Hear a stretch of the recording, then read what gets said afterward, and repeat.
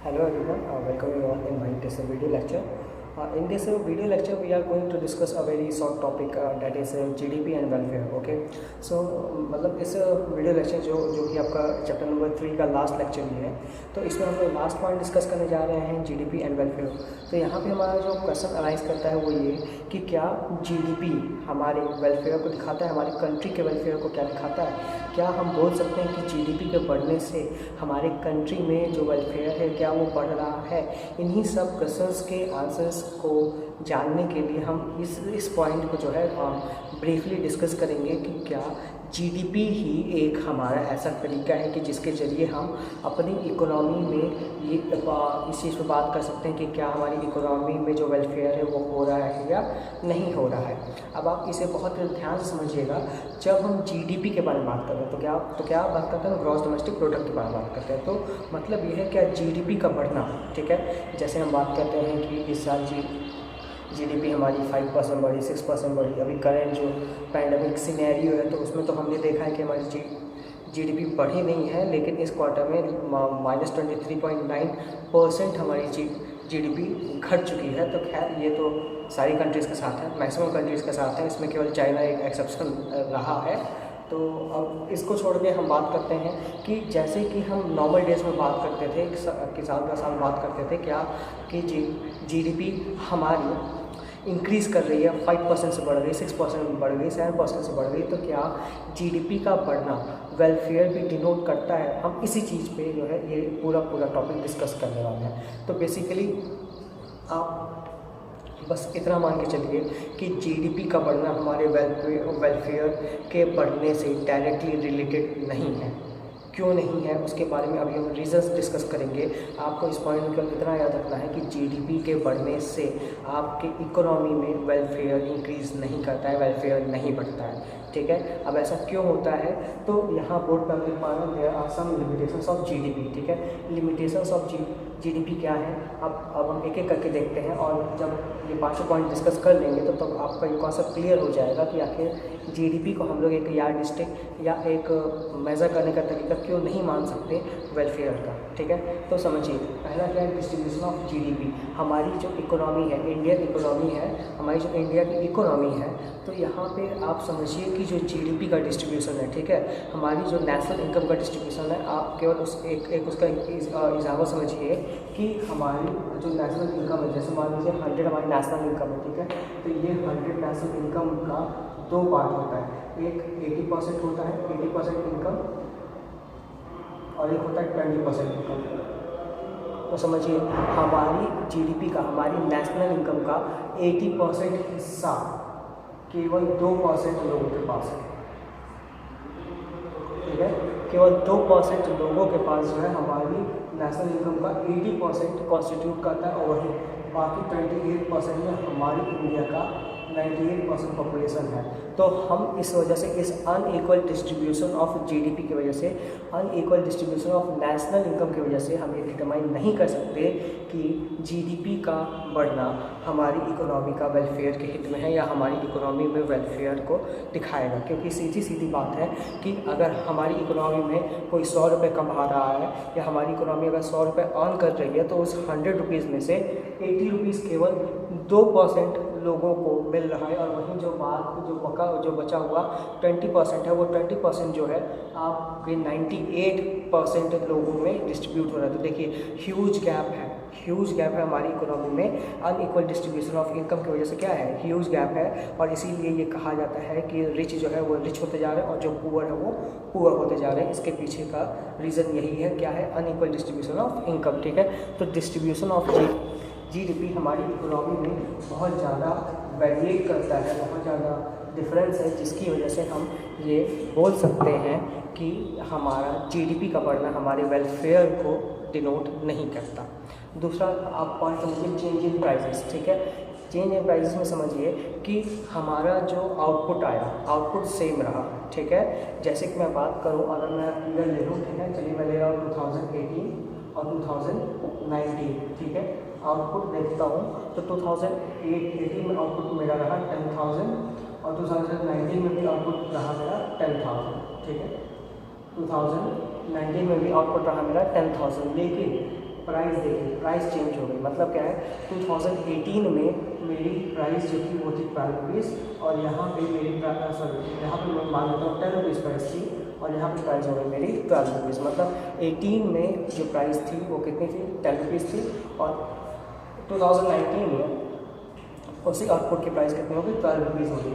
तो यहाँ पे जब आप GDP निकालने के लिए आएगा 1 लाख, और यहाँ जब निकालने के लिए आएगा 1,20,000। तो क्या आप यहाँ पे बोल सकते हैं कि हमारी जो GDP वो बढ़ी है?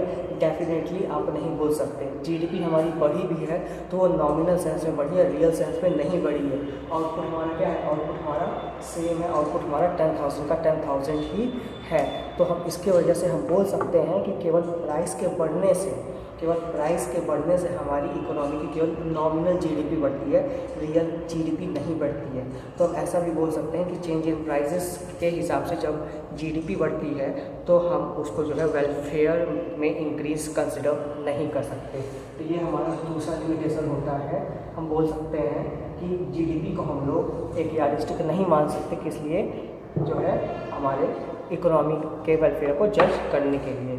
तीसरा पॉइंट देखिए, तीसरा है नॉन मॉनिटरी एक्सचेंज। ठीक है, अब देखिए, अब जैसे मॉनिटरी और नॉन मॉनिटरी, तो मॉनिटरी एक्सचेंज क्या होते हैं, जिसमें रुपए पैसे का लेन देन होता है। ठीक है, जैसे कि मान लीजिए doctor is looking after his patient. अगर कोई डॉक्टर जो है अपने पेशेंट को क्लिनिक में बैठ के देख रहा है तो वो क्या कर रहा है, वो फी चार्ज कर रहा है, तो क्या होगा, ये मॉनिटरी हो गया। लेकिन वही डॉक्टर अगर अपने रिलेटिव्स को ट्रीट कर रहा है, ठीक है, अपने रिश्तेदारों को देख रहा है, अपने फ्रेंड्स को देख रहा है, तो क्या वो उनसे फ़ीस चार्ज करेगा? डेफिनेटली उनसे फ़ीस वो चार्ज नहीं करेगा। तो इस तरीके के जो नॉन मॉनिटरी एक्सचेंजेस होते हैं, ठीक है, जैसे mother is cooking food for her family, doctor is looking for the patient for his relatives, his friends, a teacher is teaching free of cost etcetera. ऐसे बहुत सारे नॉन मॉनिटरी एक्सचेंजेस भी हैं कि जिसको हम लोग GDP में काउंट नहीं कर पाते हैं, और ये भी एक बहुत बड़ा रीज़न है कि हम GDP को वेलफेयर मेज़र करने का एक अच्छा तरीका, एक अच्छा यार्डस्टिक मान नहीं सकते।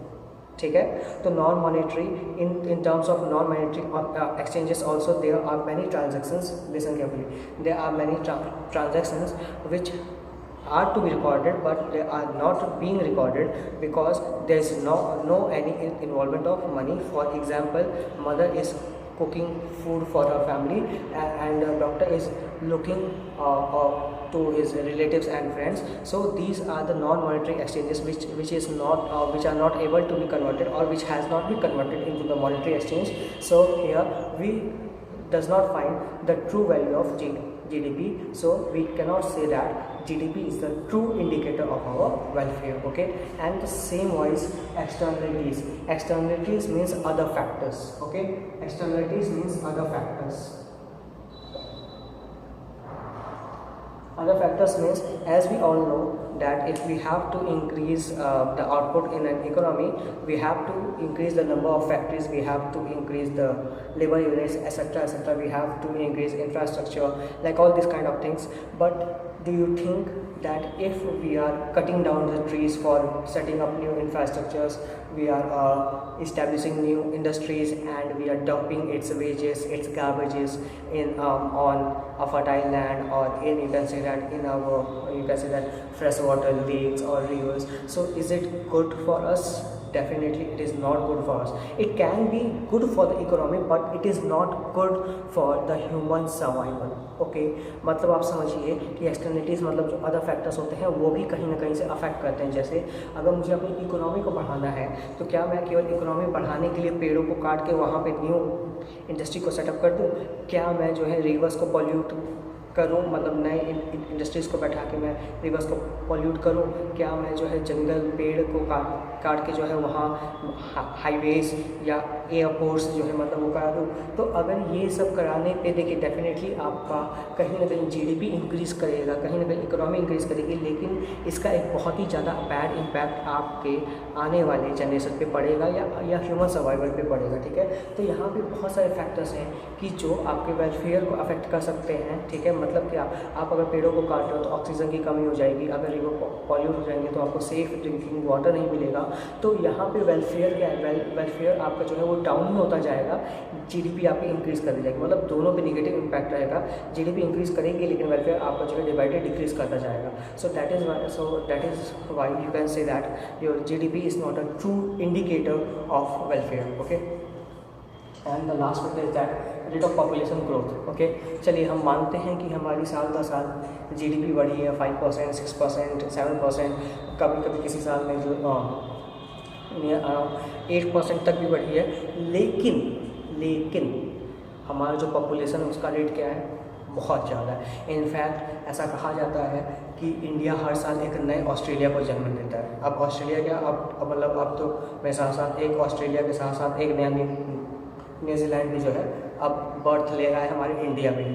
तो मतलब क्या है कि हमारा जो रेट ऑफ पॉपुलेशन ग्रोथ है वो कहीं ज़्यादा हाई है हमारे रेट ऑफ जीडीपी से। तो इसका मतलब क्या है कि हमारा प्रोडक्शन ज़्यादा हो रहा है लेकिन सप्लाई उतना नहीं है।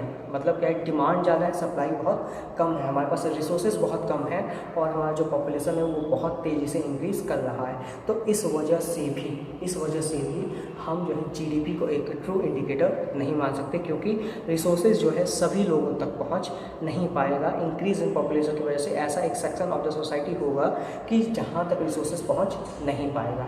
तो अब हम लास्ट में अपने इस लेक्चर को कंक्लूड करते हैं।